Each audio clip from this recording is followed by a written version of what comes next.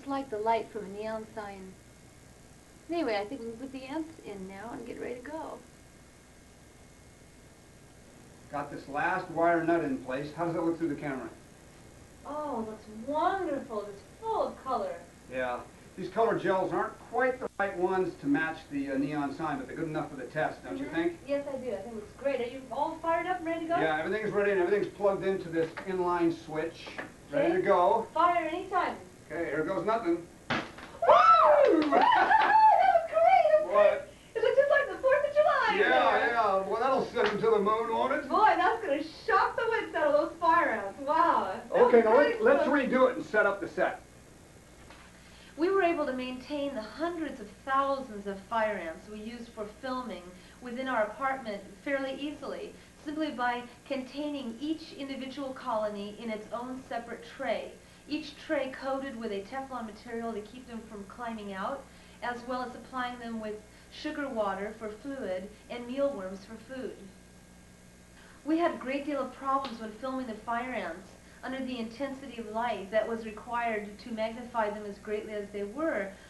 We could only have the lights on for short periods of time because the heat emanating from the lamps would cause several things to happen. It could have killed them ultimately if it was left on too long, but many times it would cause them to abandon the set and even alter their behavior from normal. So we had to be very cautious where the lighting was concerned.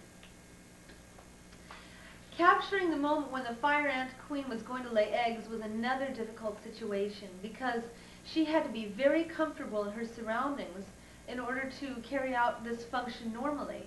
For example, if the lights were beyond a certain degree in intensity or heat, she would immediately abandon her chamber and egg laying would cease. So lighting had to be controlled very carefully.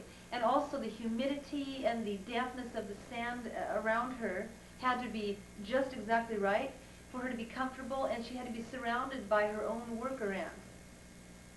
You know, my favorite sequence in this film was the praying mantis and the candy wrapper because, you know, the praying mantis is such a curious animal and it performs such comical antics that it seemed the perfect choice for a predator to peer through the window of that candy wrapper. I mean, when George and I were filming this scene, we just roared with laughter.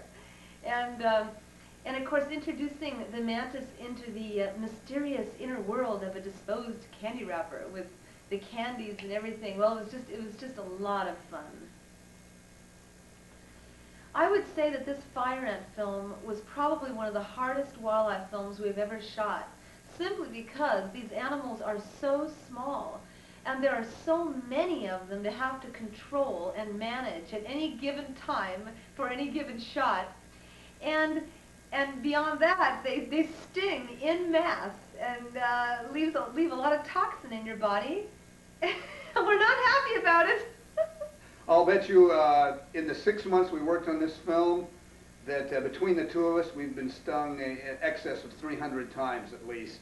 They get, no matter how hard you work at it, they get off the set and they get onto the floor, and in this apartment we worked only on wall-to-wall carpeting. That's all they had in this apartment. So the ants would get into the wall-to-wall carpeting. You can't see the ants. You'd be looking through the camera, filming something very important, and you could feel these ants crawling up your legs inside your trousers. And you know, any minute they're about to nail you, but you can't take your eye away from the eyepiece on the camera. And any second it's going to happen, and whammo, they nail you, and sure shooting, you get a sting and a pustule on your leg. And I mean, I had marks all over my legs by the time the show was done. George and I came to really appreciate fire ants as a beautiful life form. And one of the most enjoyable things about the film was magnifying these creatures and filling the screens with their fantastic looking shapes and their behaviors. And we hope that it's something that the audience will come to appreciate as much as we did.